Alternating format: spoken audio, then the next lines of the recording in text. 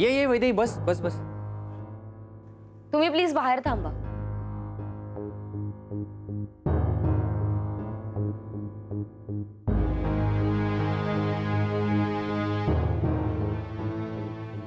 तान्या तू सुद्धा बाहेर थांब, मी येतेच.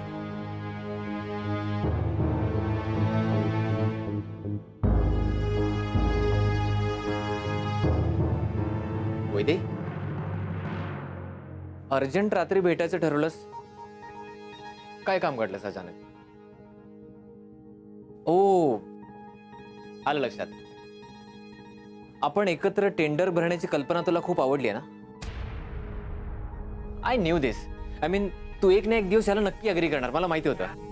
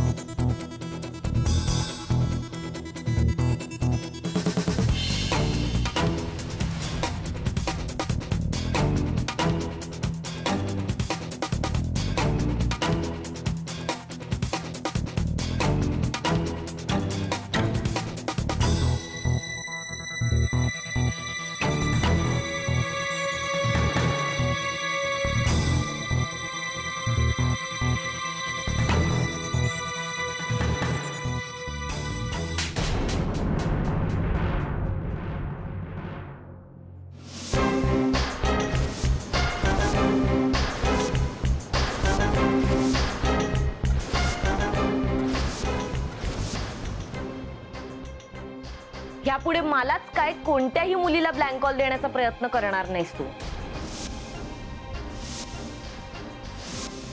Blank call? माझ्या कानाखाली मारायची हिंमत कशी झाली तुझी? ते ब्लँक कॉल्स तूच देत होतास किंवा तुझ्या सांगण्यावरून तुझा माणूस देत होतास हे माहितीये मला. अरे कळलंय मला. तुझा हा विकृत चेहरा समोर आलाय आता माझ्या. आणि एनिवे आय डोंट नो, तू मला त्रास देण्याचे वेगवेगळे प्रकार शोधून काढतोयस का मला माहित नाही, कारण तशी आपली फारशी ओळखही नाहीये. तुझा आणि माझा काही संबंधही नाहीये. इनफॅक्ट असेल तरी तो मला जाणून घ्यायचा नाहीये, कारण मला त्यात काडीचाही इंटरेस्ट नाही. मी तुला आता इथे हे सांगायला आले की ह्यापुढे मी ही असली फालतूगिरी अजिबात खपवून घेणार नाही. यावेळी फक्त एक थोबाडीच मारली आहे. नेक्स्ट टाइम तू विसरू नकोस, मी रावसाहेब इनामदारांची मुलगी आहे. आणि राहिला प्रश्न बिझनेस रायव्हलरीचा, तर हिम्मत असेल ना तर योग्य पद्धतीने स्पर्धा कर आणि जिंकून दाखव, मगच मी मानेन तुला. हे असले फालतू चीप ट्रिक्स माझ्या बरोबर नाही खेळायचे. ही थोबाडीत लक्षात ठेवायची आणि लिमिट मध्ये राहायचं.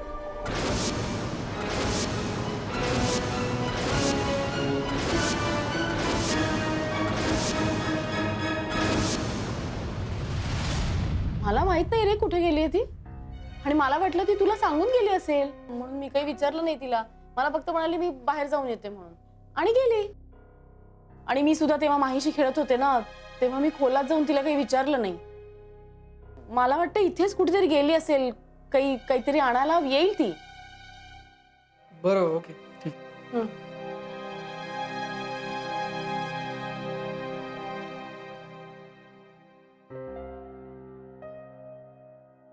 आत्या ऐक ना, मी जरा वैद्यच्या ऑफिसला जाऊन बघतो तिला का उशीर झाला ते. मला जरा काळजी वाटते. खरं तर माझीच चूक झाली. मी तिला विचारायला हवं होतं की कुठे जातेस म्हणून. मी नाही विचारलं तिला.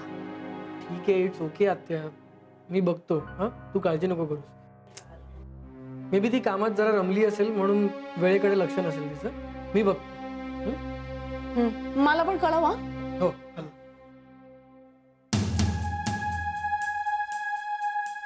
मी रिक्षात जिला बघितलं ती वैदेहीच होती का? पण मग वैदेही नेमकी गेलीये कुठे? आणि माझा कॉल का उचलत नाहीये? वैदेही कसली कमाल आहेस यार तू. काय सणसणीत वाजवली असशील त्याच्या. मला असं वाटतं ना की ते काय असतं ते एकच फाईट आणि वातावरण टाईट अशी सिच्युएशन असेल ना भारी. हो आता तो डेअर नाही करणार कोणत्या मुलीला ब्लँक कॉल करायचं, हिम्मत त्याची. I hope so. पण आता प्रॉब्लेम हा आहे की तो शांत बसणार नाही. तो आता मला त्रास देण्यासाठी अजून काहीतरी उपाय शोधून काढेलच ना.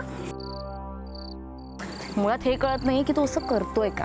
अगं बिझनेस रायव्हलरी अजून काय असणार. नो एक minute, I don't think it's business I mean कारण आमचे एवढे कॉम्पिटिटर्स आहेत, एवढे रायव्हल्स आहेत, पण मग त्यांनी मलाच का टार्गेट केलंय. May be something personal. Personal काय असू शकतं अगं. I don't know.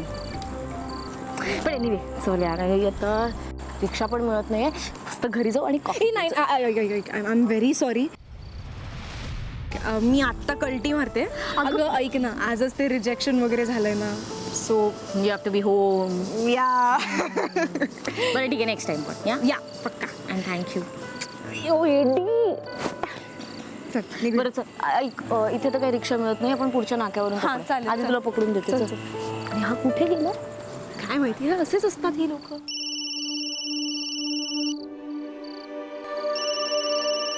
हा सर. लक्षात ठेव, तिचा जीव घ्यायचा नाहीये. तिने फक्त जेवढं मारलंय त्यापेक्षा जास्त हर्ट झालं पाहिजे तिला. आलं का लक्षात? Okay sir. चल चल.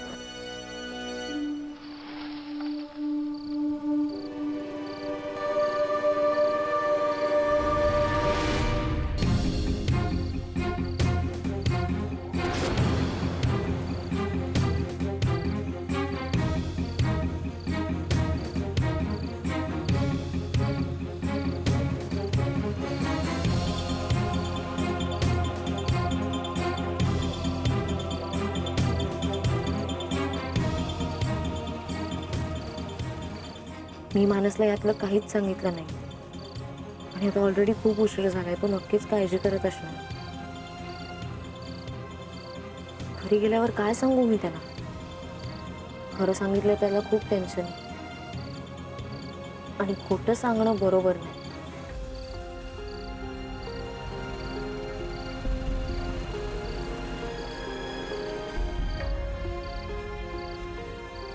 निदान मी घरी येते हे तरी सांगते मानसला, म्हणजे त्याचं टेन्शन कमी होईल.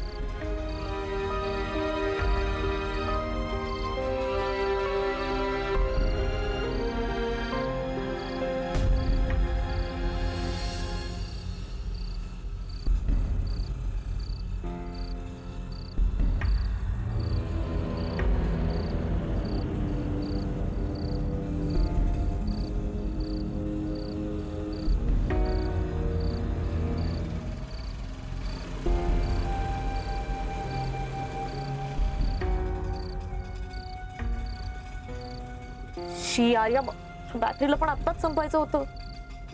काय करू मी आता. माणूस फोन पण घेत नाहीये.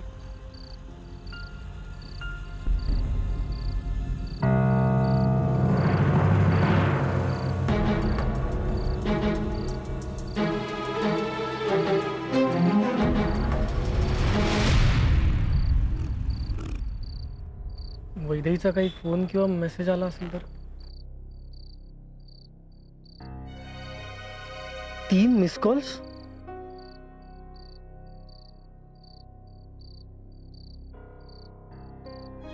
The number you are trying to call is currently switched off.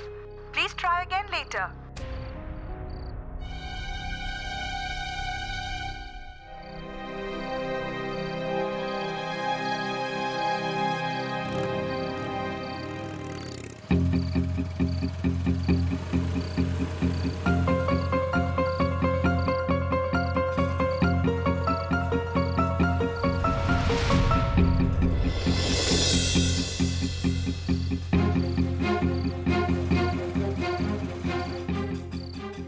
दादा लेफ्टला घ्या.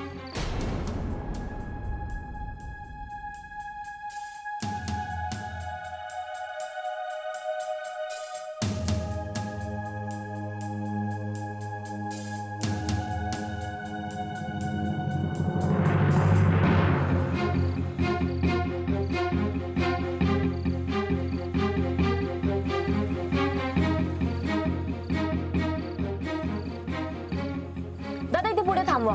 मॅडम अजून ते सर्कल आलेलं नाही पुढे 2 मिनिटावर. हो माहितीये मला, पण तुम्ही थांबा इथे. त्याच ओके, मी चालत जाईल ना.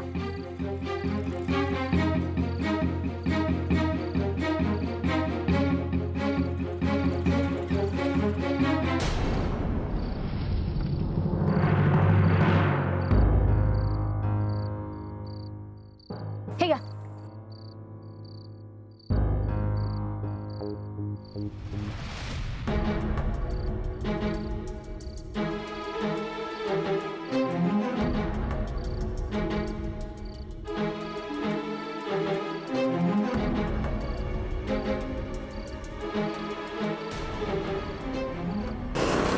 ए, थांब!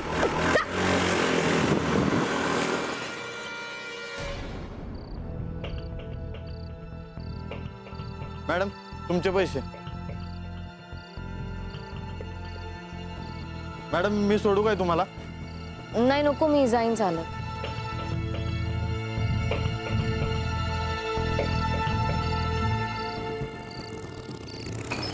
काय ग इकडे काय करतेस आणि एवढ्या रात्री कुठे चालली आहेस तू? अरे ते अरे काही नाही, तो रिक्षावाला मला म्हणाला की गॅस कमी आहे, सो आधी पेट्रोल पंपावर जाऊ, गॅस भरू. म्हटलं वेळ जाईल, नको मला इथेच सोडा, मी इथून चालत जाते. पण बरं झालं तू आलास. चल चल चल चल चल. वेळ लागलाय का?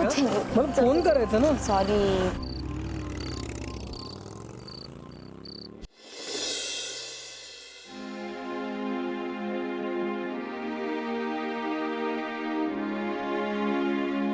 वैदेही तू ऑफिसला गेली होतीस?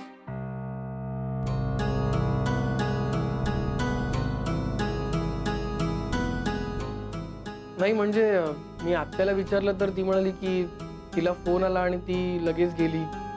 मला वाटलं ऑफिसचं काहीतरी अर्जंट काम असेल म्हणून.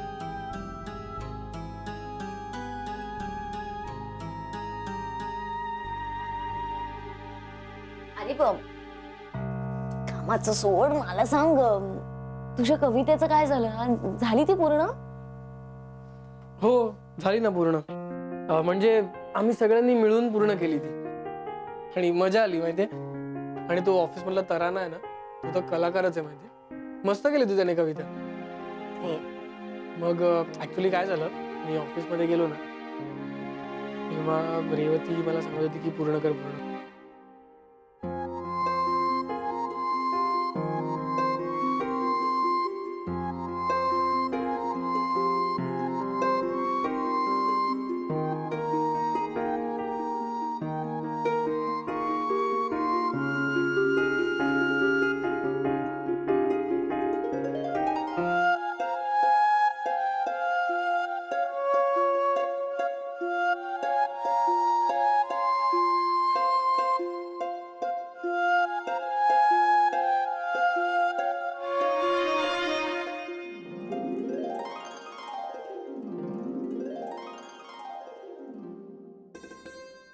गुड मॉर्निंग आत्या. गुड मॉर्निंग मानस. घे चहा घे. हो दे. गरम आहे सावकाश. हो अरे हो हो हो, कोण आहे?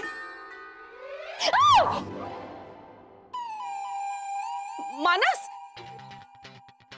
हिचा चेहरा बघ.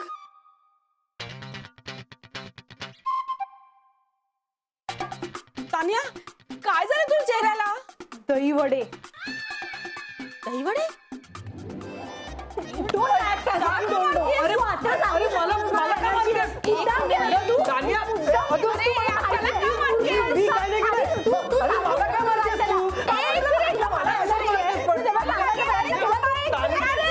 तुझ्या डोक्यात इन्फेक्शन झालंय. मला कसं, मी काय केलं? गप्प बसा. माझ्याकडे इलाज आहे. प्लीज एक मिनिट, मी सांगते तुला. निर्गुंड्याची पानं वाटायची आणि त्याचं पाणी प्यायचं, पटकन बरी होशील. हा बोलू नको तू मध्ये. मी सांगते ना, तू सांग तिला. ते वाटगुंड निर्गुंड. मी सांगते तुला, हे बघ, ठाणा आणि कळवा याच्यामध्ये ना एक डोंगर आहे, तिथे हे झाड उगवतं. त्याची पानं काढून आणायची, ती वाटायची, त्याच्यामध्ये 4-5 थेंब गोमूत्राचे टाकायचे, 1 चमचाभर शेण घालायचं, ते वाटायचं, म्हणजे ते उकळायचं आणि मग त्याचं पाणी गाळून प्यायचं, पटकन बरी होशील. नाही नाही नाही मामा, मला उपाय नाही करायचा प्लीज. नाही नाही हे असलं सगळं मी नाही करणार. मी एक काम करते, समीरला फोन करते. समीर आला ना की मग आम्ही स्किन स्पेशालिस्टकडे जातो. असं नाही, 2 दिवसाचाच प्रश्न आहे ना, होऊन जाईल. बरं काय नाही.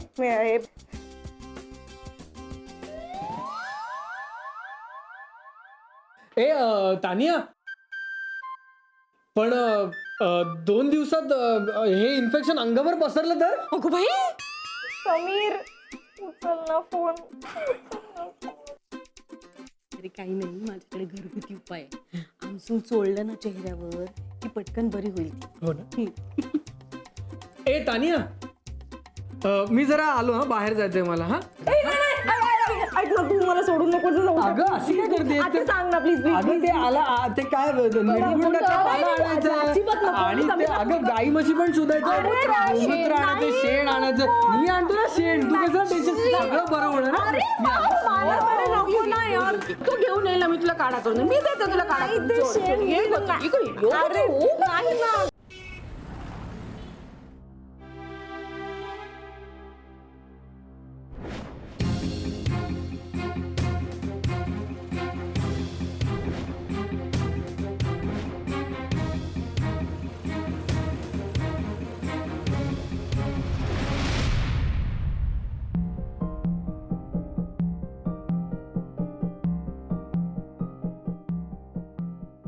तो शुभमचाच माणूस होता. ह्या शुभमला ना एकदाच काय ते कायमचं थांबवलं पाहिजे.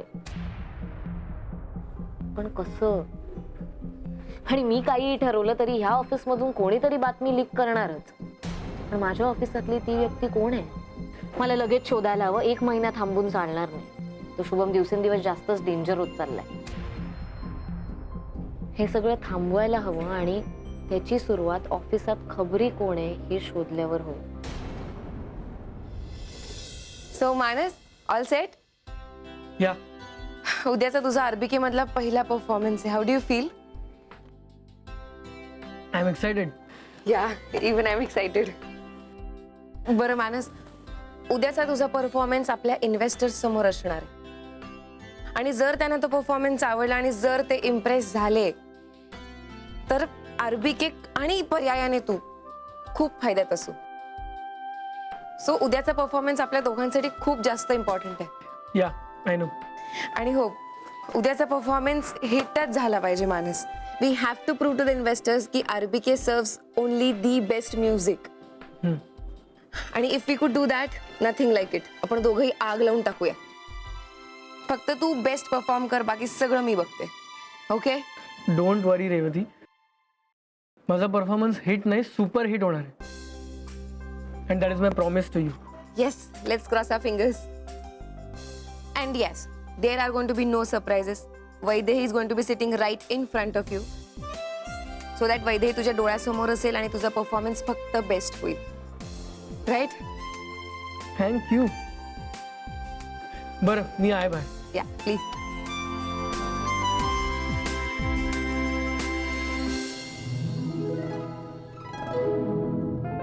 उद्या शोची प्रॉपर तयारी झालेली आहे. रिहर्सल पण एकदम तोड झाली. कॉर्ड्स तू लिहून घे, मी सांगतो तुला. एक फायनल टचअप करूया. सो मानस, ऑल सेट ना? तू आमचं बोलणं चोरून ऐकत होतास का? मी अरे काही पण काय मानस, आम्ही आमच्या गप्पा मारतोय. अरे तू असं का बोलतोयस? नाही, रेवतीने मला सेम प्रश्न विचारला ना जो ह्याने विचारला. ऑल सेट ना, म्हणून म्हटलं. ओह दॅट. आम्ही त्याला रेवतीचा इफेक्ट असं म्हणतो.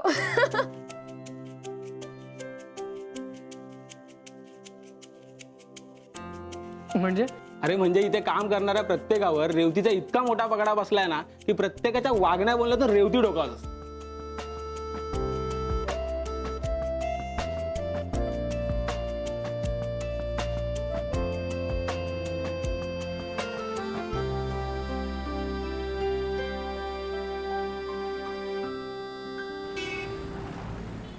गेल्या काही दिवसात काही महत्त्वाच्या गोष्टी, कॉन्फिडेन्शियल गोष्टी आपल्या ऑफिसमधून आपल्या कॉम्पिटिटरकडे जात आहेत आणि त्यामुळे आपलं खूप नुकसान झालंय, होतंय. आता तो माणूस कोण आहे हे आपल्या सगळ्यांनाच माहितीये, कारण तो आपल्यापैकीच एक आहे.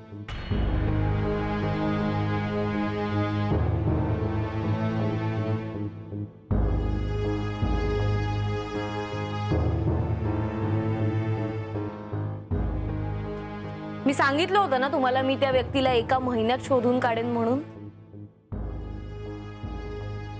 खरं तर आता 1 महिना थांबायची सुद्धा गरज नाहीये, कारण ती व्यक्ती कोण आहे हे कळलंय मला.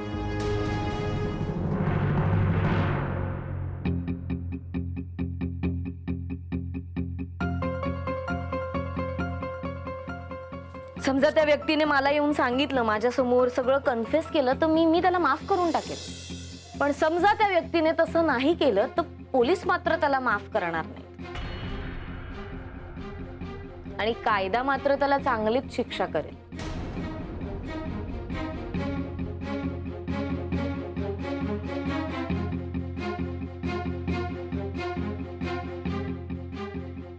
बघा, ठरवा. लंच पर्यंत त्या व्यक्तीकडे वेळ आहे, कारण लंच नंतर ती व्यक्ती कोण आहे हे मी सगळ्यांसमोर आणणार आहे.